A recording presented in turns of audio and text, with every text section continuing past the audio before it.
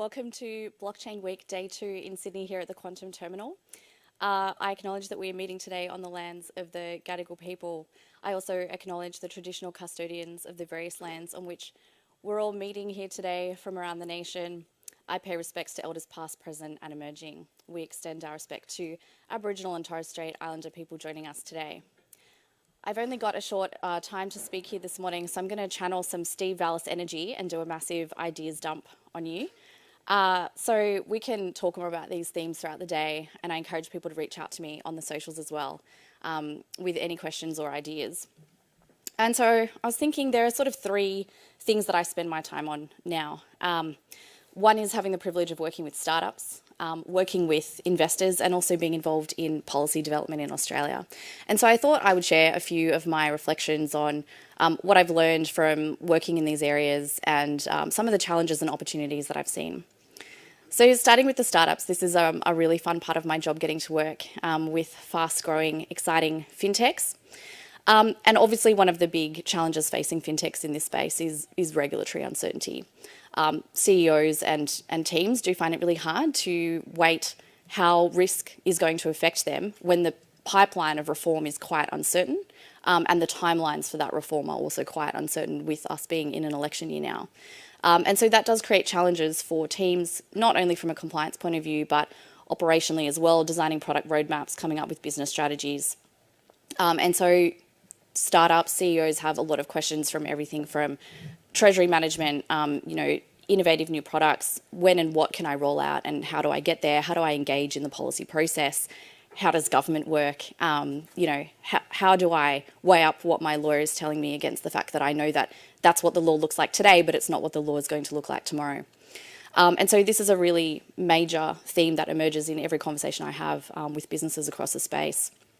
And this flows through into so many different parts of business operation. We talked yesterday a little bit about the debanking challenge, really so many areas of the business that are touched and affected by these issues. Around navigating the policy cycle and process, these are skills that I've been watching people in the industry learn over the past few years, and I think the industry's getting better and better at this all the time. There's still a long way to go, and it's really important for people in the industry to collaborate and work together, and that's a message that I've been pushing for a while now, and I'll continue to push that. One message that I'm telling all of my clients at the moment is not to become complacent. There's a lot of buzz and hype at the moment about the excitement of all the reform that has been promised by the government. This is not a time to rest on your laurels or to think that compliance is less important than it was before. So you really need to remain diligent and think about those risks as you move through. This is a very high-risk industry, high risk, high reward, but you really need to stay on top of that, even in the bull market and when the sentiment is good. Other challenges are, hiring, obviously, and surprisingly, one big challenge is communications. And you would think that now that we've had our mainstream moment and crypto, digital assets are so well known now and so hyped, that communication wouldn't be a problem, but actually really is a problem for so many startups in this space. Trying to explain to lots of different audiences or avatars what exactly it is that they're doing and how it works. So that's been something that I've seen as a really strong theme across the space, lots of opportunity for people with that skill set to come and make a contribution. Moving along to the investor side, it's been really interesting getting to know people in the venture capital private equity community. And, the main challenge that people face in that industry is really understanding the space and formulating an investment thesis. They have capital, they want to allocate, they struggle to separate signal from noise. And so some really interesting questions that come up in this space around, crypto economics and tokenomics. How does value accrue in the crypto economy? Who captures that value and how? And those are some really fun, intellectually stimulating things to think about. I think there's a sense that investors in this space are playing catch up.